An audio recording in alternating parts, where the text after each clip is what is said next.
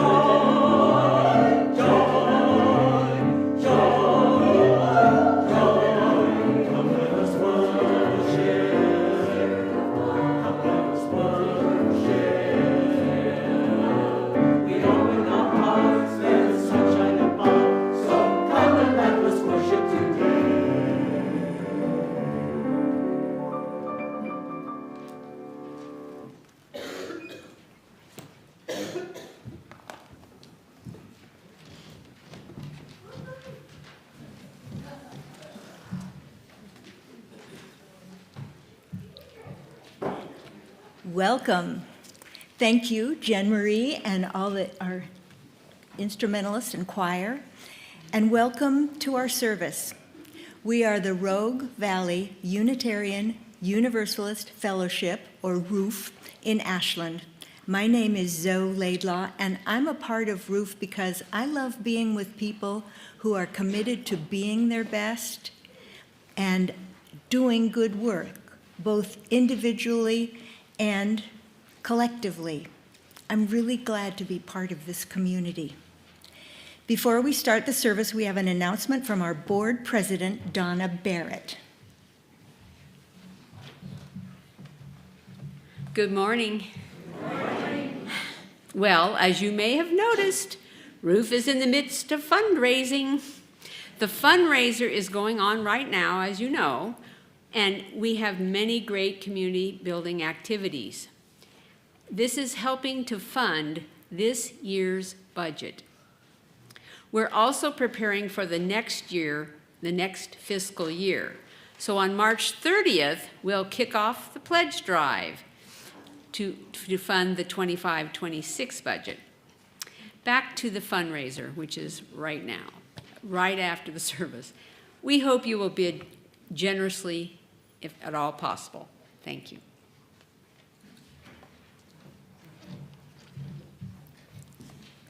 We are so happy to welcome you to our service, both online and in person. We want to especially thank the members of the stream team who are helping make the online service happen, and the members of the neighborhood team who welcome the on-site congregation. If you are a newcomer, we invite you to sign up for our mailing list on RVUUF.org. You will receive a weekly email that gives you all the information you need to make your decision about whether you'd like to join us on Sunday morning, on-site or online. You will also learn about other great things going on at RVUUF. We are so glad to have you with us for this service, and we invite you to join us in our mission, embracing diversity, empowering connection, and engaging in the work. We begin each service by acknowledging that our building is built on land that began as the home of the Cow Creek Umpqua, Takelma, Shasta, and Latgawa people. We remind ourselves that Indigenous people are part of our communities and continue to experience the effects of colonization. We are committed to fighting for the worth and dignity of Indigenous people, both in our community and around the world. We are also committed to work for a world in which the lives, work, bodies, dreams, and leadership of people of color are honored and respected. We do all this by putting our words, values, and principles into action every day for justice and the common good. These services are part of that work. We thank you for being with us.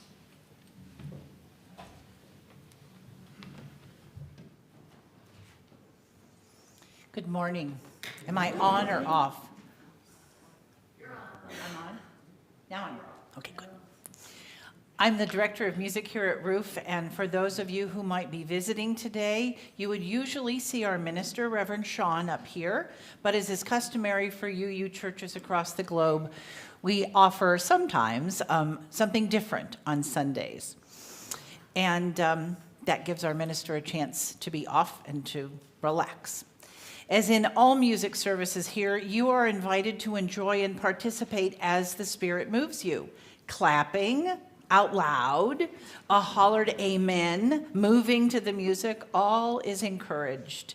I am really, really excited to see so many of you here to learn a bit about the history of UU music in our congregations, and of course, to sing.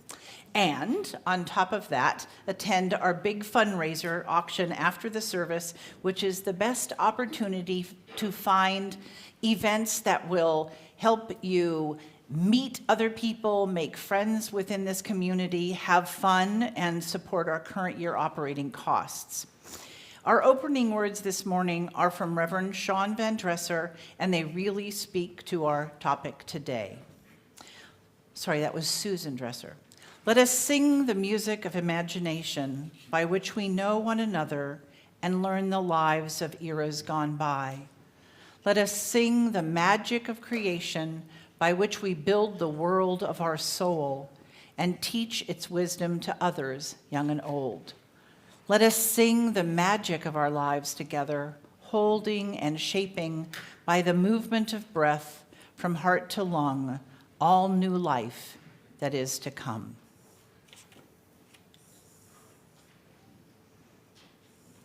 May the flame lit here be to us a symbol of the torch that is passed from hand to hand and life to life of caring and concern, and the passion for involvement which have marked the men and women of our liberal faith for many generations.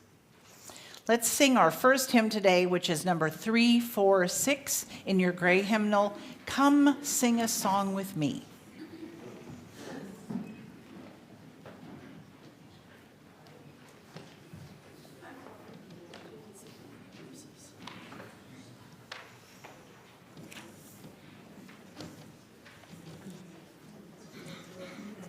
If I can find it in here.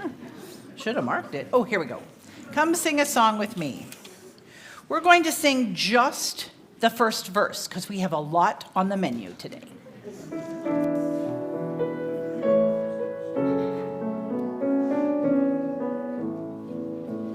Come sing a song with me. Come sing a song with me. Come sing a song with me, that I might know your mind. And I'll bring you hope when hope is hard to find. And I'll bring a song of love and a rose in the winter time. And thank you for standing up all by yourselves. I know, right? What's next? Oh, right, sorry. We have Mitzi from the anti-racism team next. I believe in the worth and dignity of every person. As a minority person, I perhaps respond to the word racism in the title of our study group a little differently from others. The word racism tends to conjure up in our minds blacks, Native Americans, Muslims, and so forth.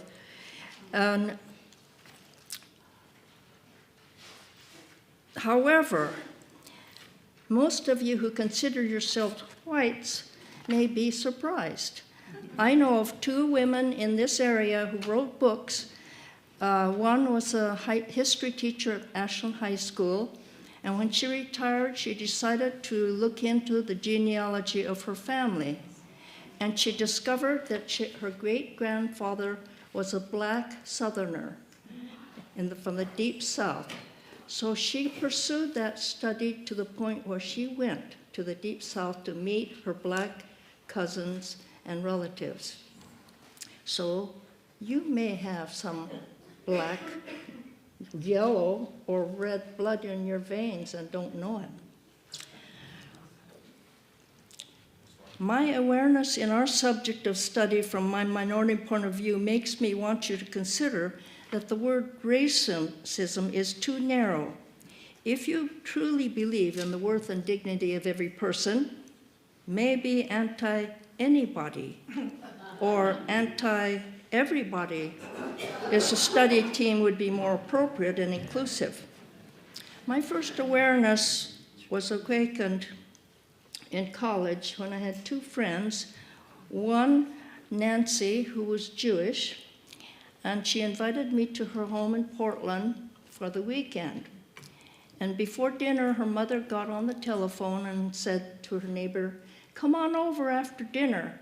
We have a Gentile guest for dinner, and I'd like you to meet her." So I waited for the guest to arrive, and I suddenly realized I belonged to another minority that I didn't know. In the case of my Sadie, who is black, She invited me to spend a week at her home. It was the first time I'd ever been in a black family home before. Her mother was a teacher, so her financial well-being was safe and comfortable. However, it occurred to me for the first time that as blacks, her father was not able to be the breadwinner. He could only be a red cap on the railroad system, and some of you people who are too young to even know what a red cap is will have to study up on it. Sadie and I were going to take a train from Portland to Seattle, and we were late getting there, so when we got to the station, we ran down as the train was just about to leave and hopped on the train, and her father came running behind us with our baggage, and the train started to move, and he had to put the baggage through the window to us. I got to thinking about that. That was in the 1950s, and we began to understand black disadvantage. I was a friend of Sadie's through the years of her life as she received her degrees of master's and doctorate, became a teacher in footsteps of her mother, became a professor in Indiana University until she retired. I attended her wedding with my husband and had several visits to Portland where she lived in her last years. The second but earlier friend who taught me how to live is Phyllis, a pen pal for 70 years until her death. When I was 13, I wrote a letter to a teen girls magazine, and the letter was published, and as a result, I got 9 pen pals, some for the rest of my life. 3 were adults, 5 were for teenage girls. I kept in contact through letters with all of them except 4 of the teenagers. After they graduated from high school, I lost track of them. However, Phyllis, who is my very, very dear pen pal of 70 years, also died. So the 3 adults and the 5 teenagers I corresponded with all have died, but I'm still here. Yay! But I do remember the names of the girl in England and the girl in Greece with whom I corresponded. I still remember their names, and I remember the Hawaiian girl by name. The 3 adults, I want to tell you, one was Ruth Adams Knight, who was the author of many books, as it turned out. I had written a letter to the editor of that magazine because of an article that appeared in it telling the story of a Japanese-American girl and her World War II experience and the discrimination she suffered. And it was like my life story, so I wrote about it, and when my letter was published, the author of the book wrote to me, and we corresponded for the rest of her life. And every Christmas we exchanged Christmas cards. But the most important pen pal I had was Phyllis. She was born and lived all her life in Roanoke, Virginia, in a Southern cultural home. Her parents were racist, but for some reason, she never developed a mean bone in her life, in her whole body. And I learned from her from week to week, month to month, as she wrote to me and told me about her life. One incident I'll share with you. She was at the post office, and she was going through her purse, and a black man came up and grabbed her money, ran out of the post office and out onto the street.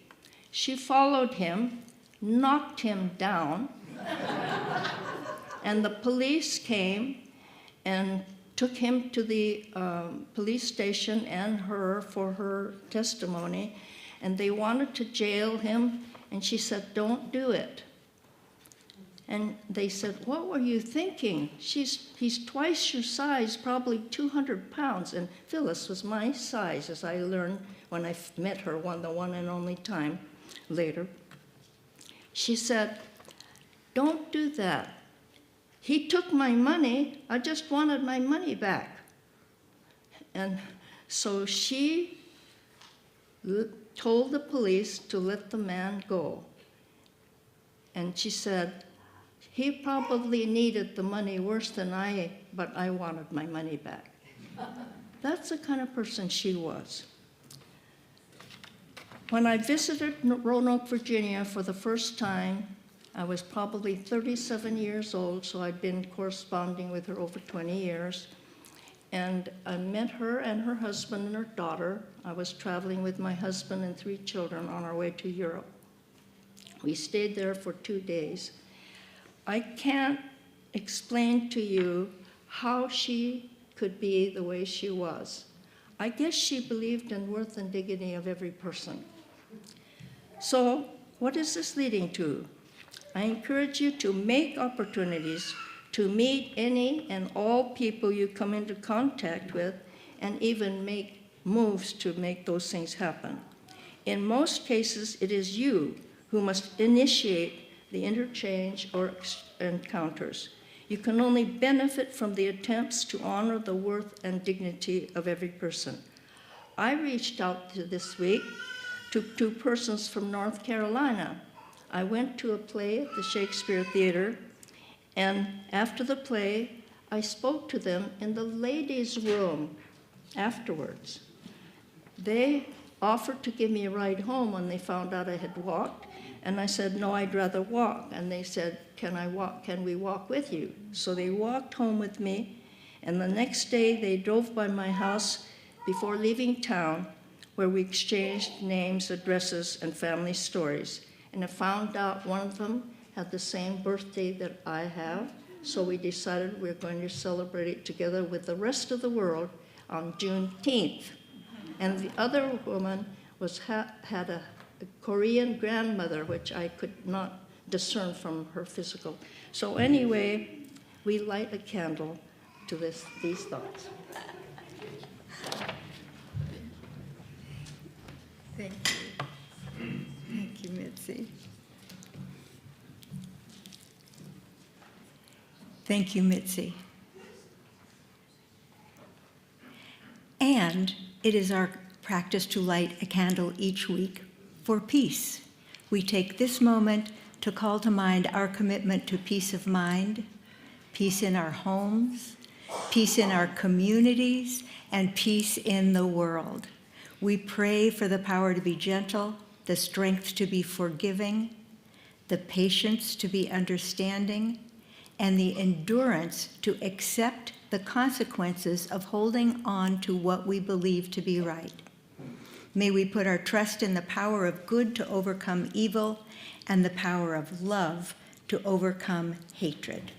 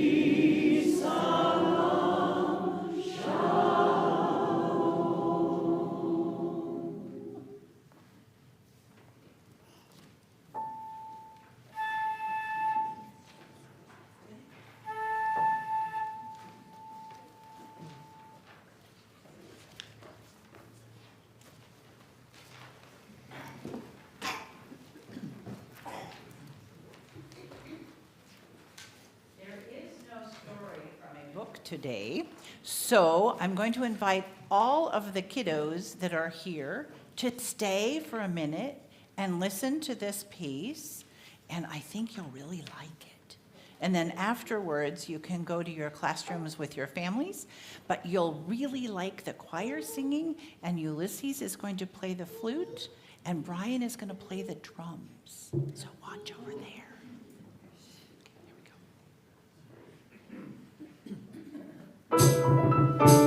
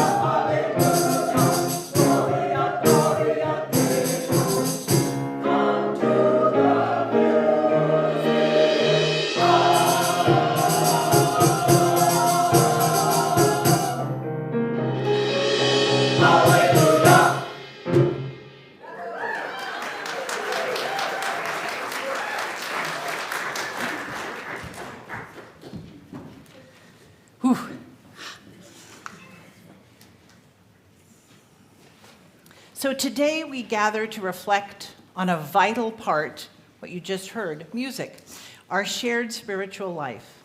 Music is the thread that weaves through our worship, our celebrations, and our struggles, carrying our hopes and values in its melody and rhythm. This morning, I invite you to journey with me through the rich and diverse history of Unitarian Universalist music, a history that mirrors our theological evolution and our commitment to justice, inclusion, and creativity. Most of us probably grew up going to church, or perhaps synagogue, and when you went to church, you sang songs from the hymnal or the Sherry New. As a little Lutheran kid, I never really thought about where those hymnals came from or how songs got chosen to go in them. I just found them really boring. But as an adult UU, coming back to church from a long time away, it was pretty obvious that these gray hymnals were not full of songs I was used to. Where did we get this stuff? Why are some of the tunes ones that I recognize, but with different, more acceptable UU words? Like in the next hymn, written in the 1800s, with an added, more modern third verse, written as a response to McCarthyism in the 1960s. And why do we only sing some of the hymns, but not others? And okay, why are some of them still boring? Well, that's actually a long and very interesting story. UUs use hymnals, but what is a hymn book exactly? Perhaps a theological and sociological snapshot of our faith, a self-understanding of our religious movement at a particular moment in history. Hymn books serve as tools for our visitors to learn what we believe in, what is important to us as a denomination. They make statements about our common values and beliefs through text, and demonstrate our musical traditions through our choice of tunes. A few months ago, one of our newer members was pondering the fact that UUs didn't use a Bible to reference, but we do have 2 hymnals, he said. And for us, maybe the gray one was a bit like the Old Testament. Older ideas, maybe not so inclusive, and the teal one was a bit more like the New Testament, featuring less rigid ideas and accessible music. It was a really interesting observation, and in many ways pretty astute. It has also been pointed out that we make note of the theological evolution in our movement by paying attention to the longevity of any particular hymn book. So studying UU hymn books, in a manner of speaking, is an anthropology lesson in how we have evolved as UUs. Let's pause a minute and sing that traditional hymn written in the 1800s, which has that added verse in response to McCarthyism and is eerily appropriate now. We'll sing 3 verses of My Life Flows On, an Endless Song, 108.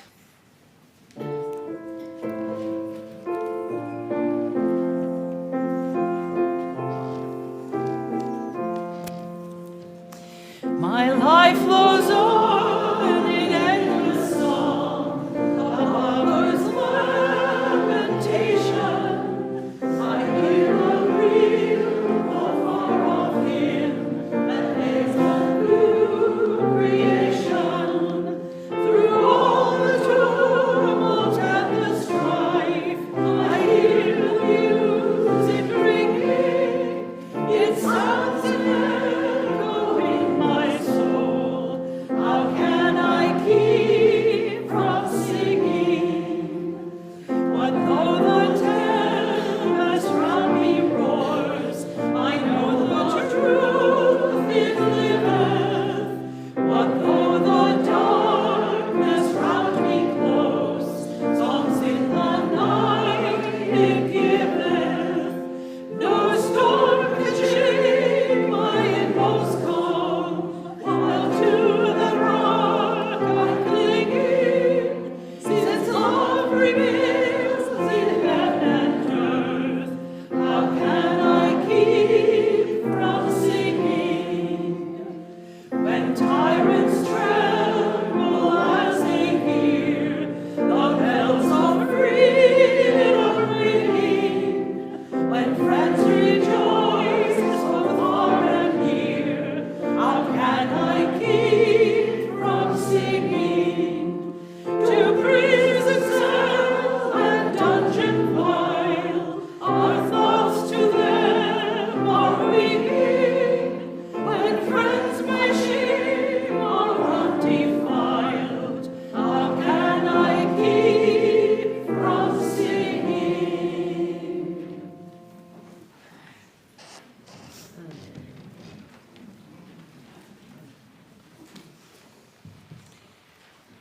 We sometimes forget how far back UUs go in history, thinking of ourselves as a modern or contemporary denomination. But the story of Unitarian Universalist music begins with our theological ancestors in the Protestant Reformation. In the 16th century, reformers like Martin Luther emphasized congregational singing as a way for ordinary people to engage directly with their faith. Early Unitarians and Universalists adopted this practice, using hymns to articulate their emerging theological ideas. These hymns often challenged orthodox doctrines, celebrating salvation.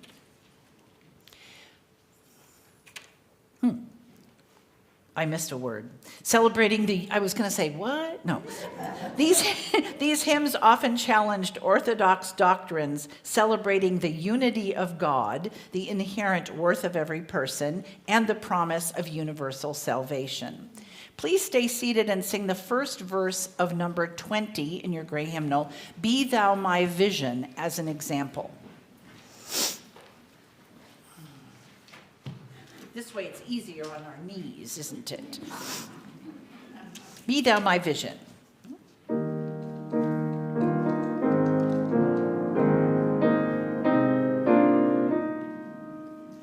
Be thou my vision, O God of my heart, not be all else to me, save that thou art.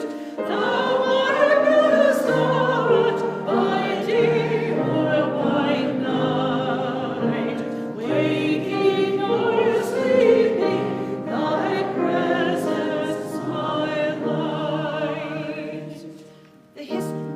We're just doing one verse. The history of Unitarian and Universalist hymnody begins long before either group was actually a denomination. In the late 18th century, following the lead of English nonconformists, both Unitarians and Universalists began to compile collections of hymns. Hymns at this point were simply a collection of poems with metrical indications of what tunes would fit which poetic meter. There were no specific matching of one text to one tune, which came much later. Any one tune could have many textual applications. The first Universalist hymn book was printed by John Murray in 1776. Yes, a Universalist hymn book in 1776. And was simply a reprint of James Relly's Christian Hymns of 1770. And liberal Congregationalists, who later were known as Unitarians, published their first hymn book in 1783, when a collection of hymns, was called, appeared. Creating a hymn book is actually compiling many hymns of the past, including or omitting selections as deemed necessary, and seeking out new material. Many of our early compilers were criticized for omitting or altering the text to favorite hymns to reflect the religious views at that time. Those needs, however, were what defined the movement of both Unitarians and Universalists as being distinctly different than the Protestant mainstream. It's interesting to note that although these early compilers freely admitted in the prefaces to their hymn books to changing the words to reflect their needs, they did not explain the theological basis for their editorial decisions. Generally speaking, however, Universalists, a group that did not agree with the Protestant concept of original sin and damnation, were careful to exclude references to sinners, saints, or hell. Unitarians, on the other hand, made changes that emphasized theism rather than strict Christianity. In the 19th century, Unitarians and Universalists produced more than 50 hymn books, far more than any single denomination at that time. Given the relative size of these two movements, the number reflects both their productiveness and requirement for individualism, as many hymn books were produced by ministers for their own congregations. It was not until the latter part of the century that each of the denominations sanctioned the publication of an official hymn book. In the early 20th century, as both Unitarian and Universalists were preparing to revise their most current hymn books, the result was Hymns of the Spirit, published in 1937. As stated in that preface, all the services are intended to encourage a larger participation by the people than is sometimes to be found in what is called congregational worship, but which too often is carried out only by the minister and choir, with the people as silent auditors. They were busted. The congregation wasn't singing, the choir and the minister were singing, but the congregation was watching. So a more inclusive and enticing hymn book was what was required. In the late 19th and early 20th centuries, the rise of the social gospel movement, which called on people of faith to address social injustices. Unitarian and Universalist music of this period reflected these concerns, incorporating themes of labor rights, peace, and equality.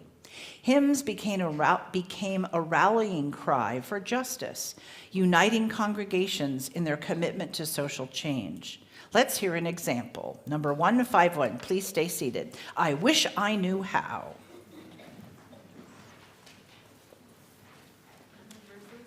Oh, I think we will do the first two verses. This, by the way, was written by Billy Taylor, a jazz pianist, composer, and conductor in New York nightclubs in the bebop movement.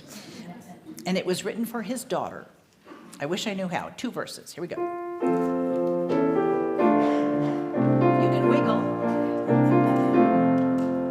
I wish I knew how it would feel to be free. I wish I could break all those chains holding me. I wish I could say all the things I could say. Say them loud, say them clear, for the whole world to hear. Say them loud, say them clear, for the whole world to hear. I wish I could share all the love in my heart, remove all the bars that still keep us apart. I wish I could know what it means to be me. And you see and agree, everyone should be free. And you see and agree, everyone should be free.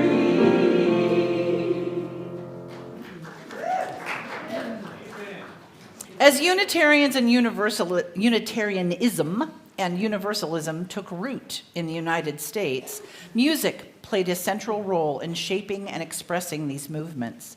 The 19th century saw the publication of hymnals that reflected the theological and social concerns of the time. Universalist hymnals celebrated God's boundless love and the promise of salvation for all, while Unitarian hymnals often highlighted reason, nature, and the human capacity for goodness. The Transcendentalist movement, with figures like Ralph Waldo Emerson and Margaret Fuller, also influenced Unitarian music. Hymns of this era often drew from nature and the human spirit as sources of divine revelation. The melodies were simple yet profound, designed to inspire contemplation and connection. The two denominations, Unitarian and Universalists, consolidated in 1961, and the newly formed Unitarian Universalist Association quickly set about producing its first hymn book, marking a new chapter in our musical history. The creation of the hymnal Hymns for the Celebration of Life in 1964 was a milestone, blending the traditions of both denominations while introducing new hymns that reflected the evolving theological landscape. This hymnal included works by contemporary composers and poets, emphasizing diversity and inclusivity, and continued the same tradition of combining the best of classic and contemporary hymnody with no apparent aversion to making textual adjustments as the hymn book committees deemed necessary. A separate volume, We Sing of Life, was originally produced in 1955 with subsequent printing. Ours was purchased here in 1964. The title comes from Van Ogden Voigt's definition of worship as the celebration of life, where he says, "This book presents a wide gamut of life's varied experience, since no part of life may be excluded from our religious concern. Here are utterances representing different minds, differing approaches to, and interpretations of religious life. Here we celebrate our recognition that truth for living is in all religious traditions." Let's sing an example, number 303, originally titled, "Man is the Earth Upright and Proud." More on that later. Number 303.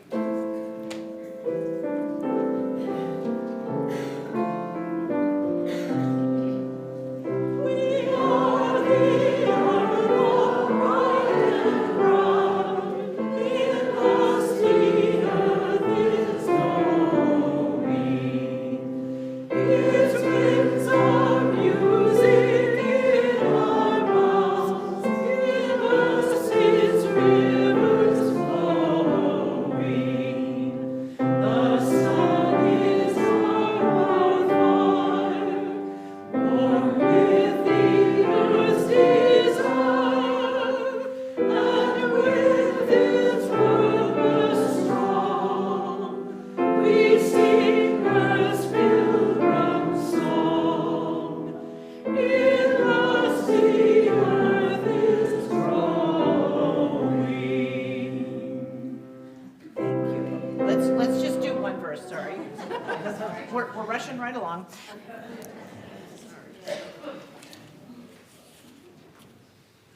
So, as you probably noticed from the original title, Man is the Earth Upright and Proud.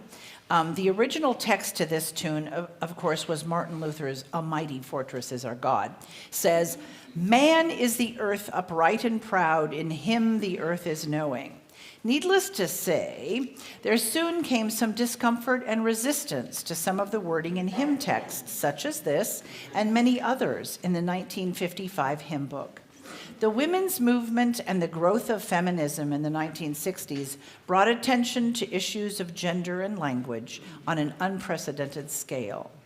It became clear that use of words such as man, mankind, and brotherhood would no longer be acceptable as terms which were meant to include all of humanity under that masculine umbrella. Some congregations set about the task of editing their existing hymnals on their own, highlighting problematic words and offering alternatives in the margins. How UU is that?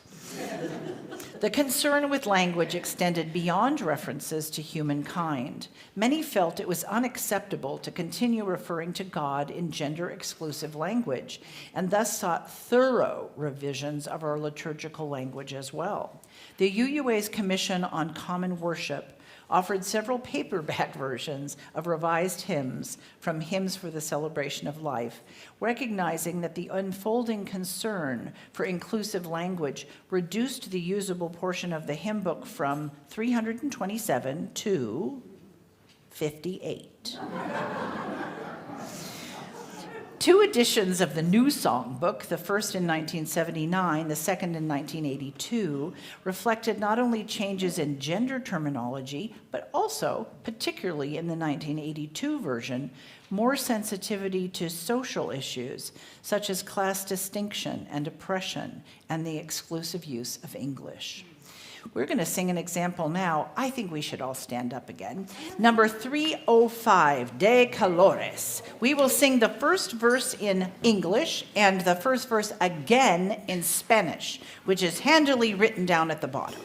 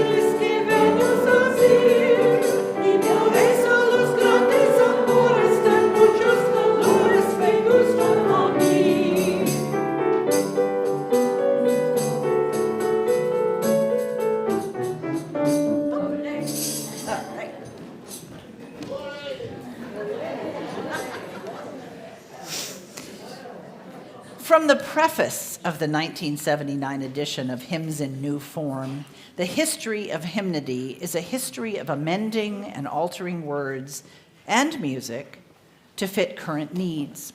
Changes are prompted sometimes for psychological, sometimes for theological reasons. This collection of revisions was made of the most popular hymns in Unitarian Universalist congregations, thus continues a historical process. End of quote. The 1982 collection was produced in paperback form to indicate the open-ended nature of the work. They conclude with, "We hope others will join us in the process of rewriting Universalist hymnody that is truly inclusive." As an aside, I wouldn't get too enthusiastic about doing that. Writing new words or changes to existing music is no longer acceptable under copyright law without the express permission of the original composer or the current owner of the copyright. A close friend of mine had the unfortunate job at the UUA of obtaining those permissions for the Teal hymnal, and it's no small feat to do so. Many songs did not make the hymnal because composers or authors did not grant permission to alter the words. But back to the history of hymnody. Although that paperback hymnal was available, the content was admittedly rather limited, and some congregations felt that it did not fill their needs for contemporary topics nor reflect the music of the times. In 1976, the First Unitarian Church of Los Angeles, then a large and active congregation, created and published their own hymn book or songbook, How Can We Keep From Singing?, with the grammatically odd subtitle, A Contemporary Songbook for Liberal Churches, Fellowships, Youth Groups, and Community Singing Generally. Okay. This was a time of social activism, and the content of the book reflects this with songs by Pete Seeger and Woody Guthrie. Folk songs, songs about freedom and about justice for laborers, songs challenging people to work for the common good. This was also a time when liberal religion was predominantly humanist. And speaking of the common good, each week we take an offering to support the mission and the work of our congregation. You didn't think you were going to get out of it, did you? Your generosity provides the vast majority of the financial support for our programs, services, outreach, and staffing of our congregation. Your giving is immediately put to work, putting our principles into action in our community and beyond. If you are joining us online, you can give it in one of several ways. You can mail a check to 87 4th Street, Ashland, Oregon, 97520. You can go to tinyurl.com/RVUUF offering and follow the instructions there, or you can use the QR code on the back of your order of service. If you need support, please contact Reverend Sean using the form on rvuuf.org. We will do our best to help. We will now receive the morning offering and listen to Jen Marie as we support our congregation with these contributions.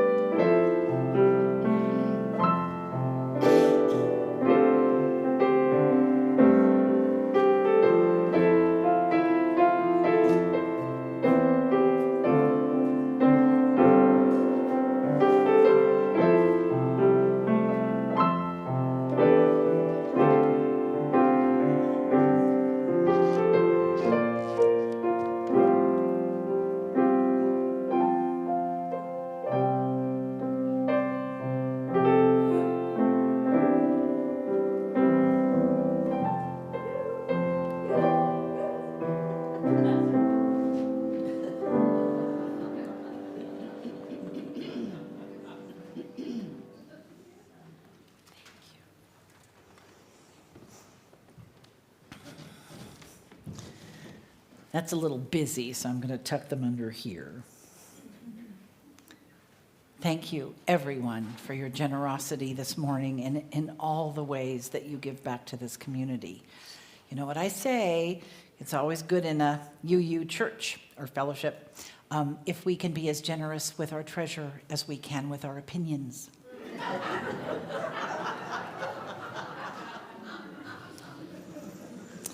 In the early 1990s, a newly appointed Hymn Book Resources Commission began working on a new hymn book that was to represent Unitarian Universalism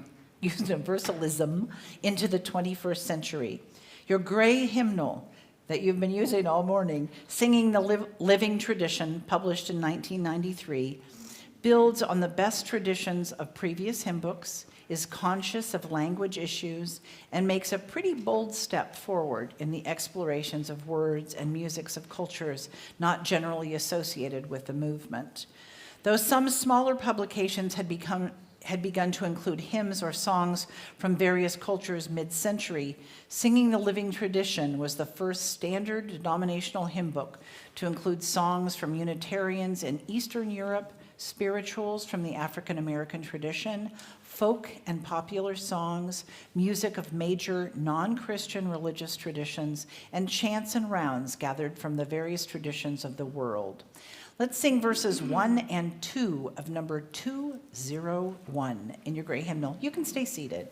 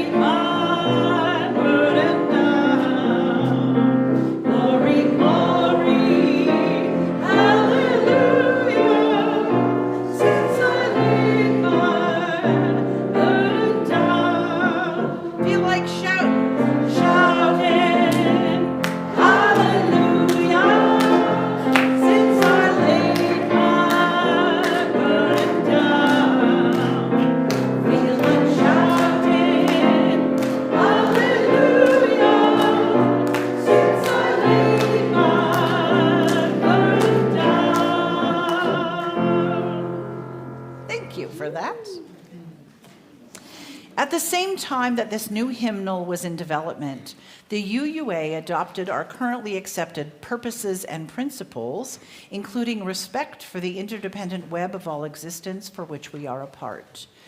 That we now recognize a broad base of sources from which we build our religious foundation necessitates a wider range of musical possibilities, rather than a traditional hymn book could provide. And the Hymn Book Resources Commission responded to that challenge. Our next hymn is certainly a good example of the intent to now use UU composers and lyricists, shown in your hymnal as a small chalice next to their names. You may have wondered what those little chalices were. It means that that person, the author or the composer, is a UU or was a UU. Spirit of Life, the quintessential UU hymn, was written by Carolyn McDade, a feminist activist and songwriter who attended the Unitarian Universalist Community Church of Boston until her death in March of 2022. The text of this hymn was originally written as a prayer, and the harmonization was written by Grace Lewis McLaren, who, as some of you may remember, as the longtime church administrator of the first UU congregation in San Diego. Let's sing number 123, Spirit of Life.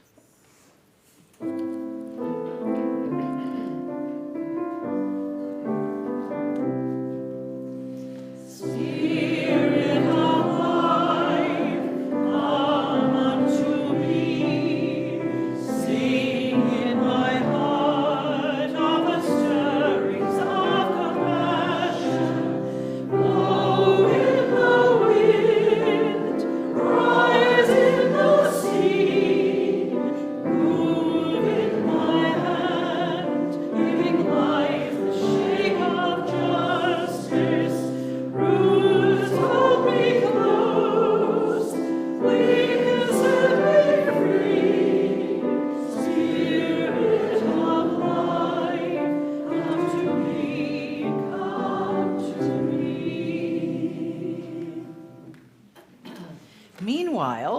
during the early 1990s, congregations began to grow again, and choirs began to grow tired of the standard classical repertoire and longed for a similar shift in what was available to them as anthems.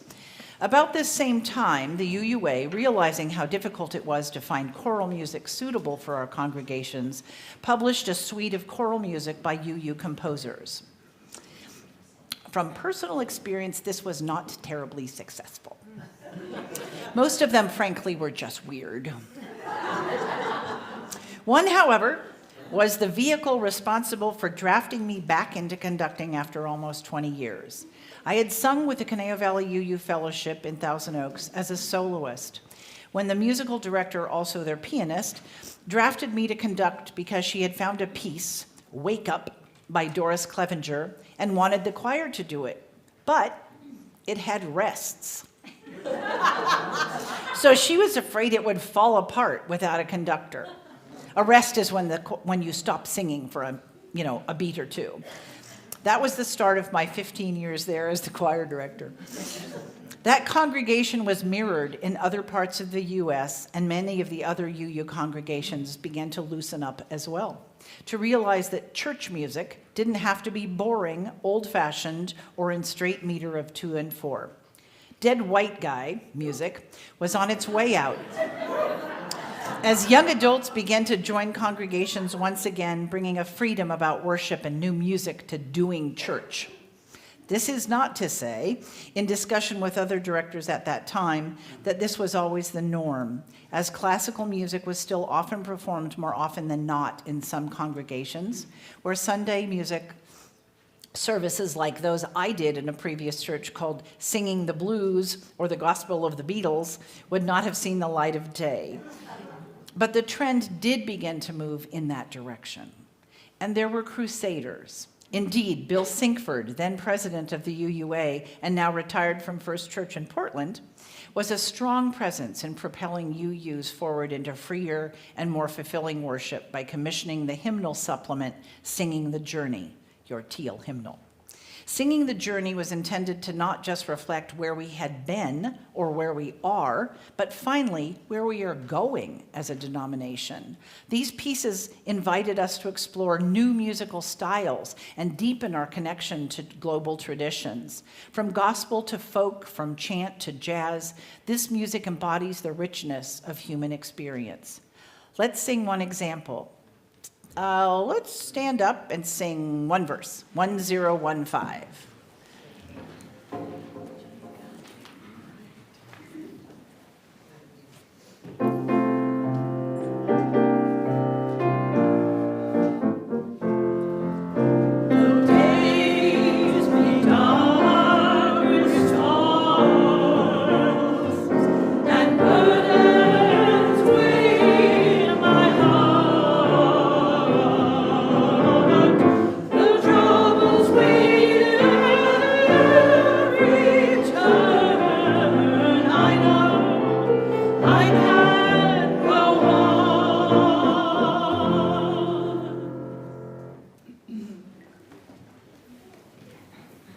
Songs in the Teal hymnal are arranged in popular styles as various as folk, jazz, praise, gospel, and even salsa. Some are simple and some are challenging, particularly for churches with modest musical resources. One reviewer of the new hymnal, in writing his article in the UUA publication, joked that he thought each case of the book sold should automatically also issue a jazz pianist and a percussionist to be able to play all the tunes. Certainly, like us, not all congregations use all the selections included in this newer volume. But the point is that we are acknowledging our continuing evolution, both musically and philosophically. We live again in a confusing, worrisome time with more and more challenges every day. Some of us are again evaluating what spirituality and worship mean to us and how they fit into our lives. Music has always been a powerful force in Unitarian Universalist communities. It unites us across differences, giving voice to our shared values and aspirations. It challenges us to grow, to listen deeply, and to embrace the beauty of diversity. Whether we are singing an ancient hymn or a newly composed song, we are part of a living tradition that honors the past while reaching toward the future. That future includes one more asset we will be able to take advantage of within the next year. The UUA has sponsored a project, now well underway, called the Virtual Hymnal. Addressing the culture of the new generations is this collection's foremost task. It will be available electronically, with music directors being able to download it for print or project songs onto screens. I will continue to keep tabs on this new development and keep you posted on when we will be able to sing these new tunes here at RVUUF. Going forward, as we sing together, let us remember that our music is more than melody and words. It is a reflection of who we are and we aspire to be. It is a testament to our commitment to justice, compassion, and the transformative power of love. So let us lift our voices in gratitude for the gift of music and for the countless composers, poets, and visionaries who have shaped our tradition. May we continue to sing boldly, creating a melody that resonates with the spirit of life and the call of justice. Please join me in singing our closing song today, number 1028 in your teal hymnal. We will just sing, I think we have time for, let's just do the first verse because we have a couple more things to do after that. And please, after the service is over, we hold hands and sing. Stay for just a minute and I can give you instructions about the auction. So, please, stand, embody your spirit. Hymn number 1028, The Fire of Commitment.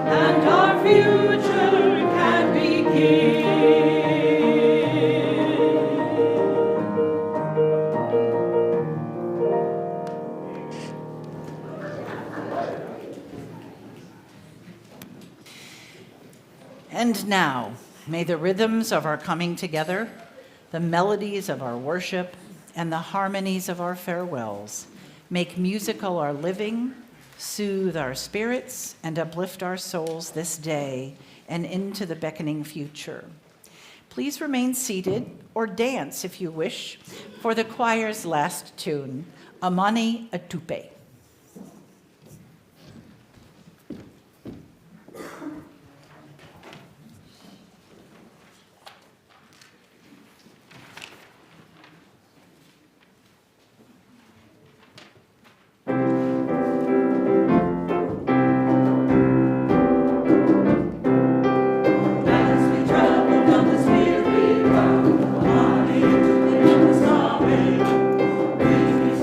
Carried on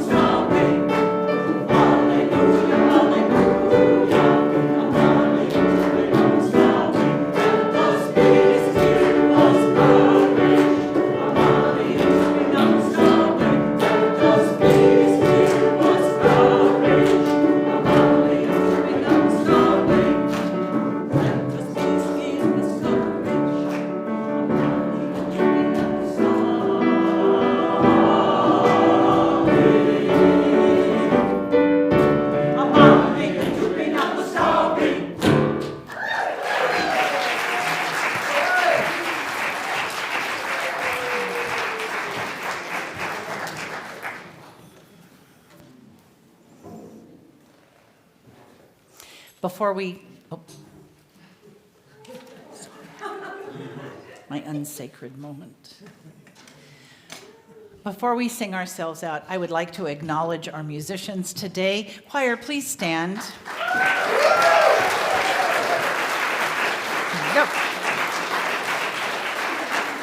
Our flute player, Ulysses. Our percussionist, Brian. Pianist, Jen Marie. And Victoria and Teddy. Thank you all, and thank you, Zoe. For we shall go out in joy, for we shall go out in joy, and come back in peace, and come back in peace. Blessed be, for we shall go out in joy, for we shall go out in joy, and come back in peace, and come back in peace. Blessed be.